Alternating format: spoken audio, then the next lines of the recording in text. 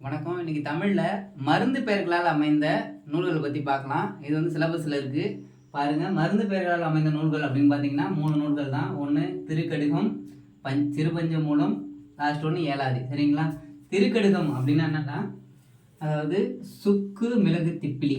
சரிங்களா? சுக்கு மிளகு திப்பிலி இந்த 3 மருந்து பொருட்களை வைத்து பாடப்படுவது என்னது திருக்கடிகம் அப்படின்னு சொல்லுவாங்க. அதே போல சிறுபஞ்சமூலம்னு பார்த்தீங்கன்னா என்னன்னு பார்த்தீங்கன்னா கண்டங்கத்திரி,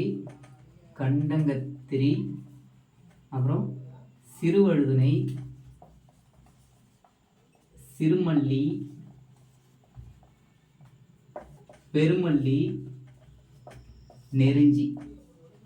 அதாவது இதில் சிறுபஞ்சம் மூலம்னா சிறுமை கூட்டல் பஞ்சம் கூட்டல் மூலமா 5 சிறிய வேர்கள் என்று பொருள். சிறுபஞ்சம் மூலம்னா என்னன்னு கேட்பாங்க. 5 சிறிய வேர்கள் என்று பொருள். சரிங்களா? கேட்பாங்க. அடுத்து ஏலாதி அப்படின்னு பார்த்தீங்கன்னா ஏலக்காயை முதன்மையாக கொண்டது. ஏலம், லவங்கம், சிறுநாவற்பூ,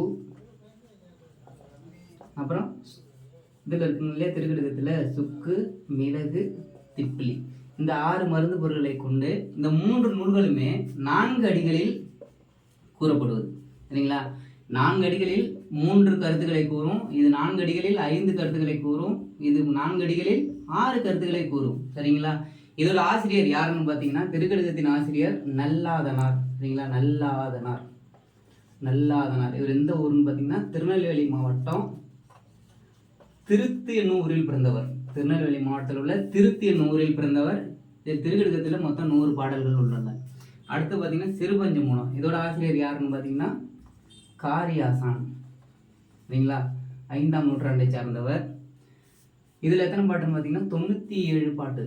அடுத்தது ஏலாதி பார்த்தீங்கன்னா இதோட ஆசிரியர் கனி மேதாவியார். சொல்லுங்க, கனி மேதாவியார் இவரோட பேர். இதில் எத்தனை பாட்டுன்னு பார்த்தீங்கன்னா 81 பாட்டு.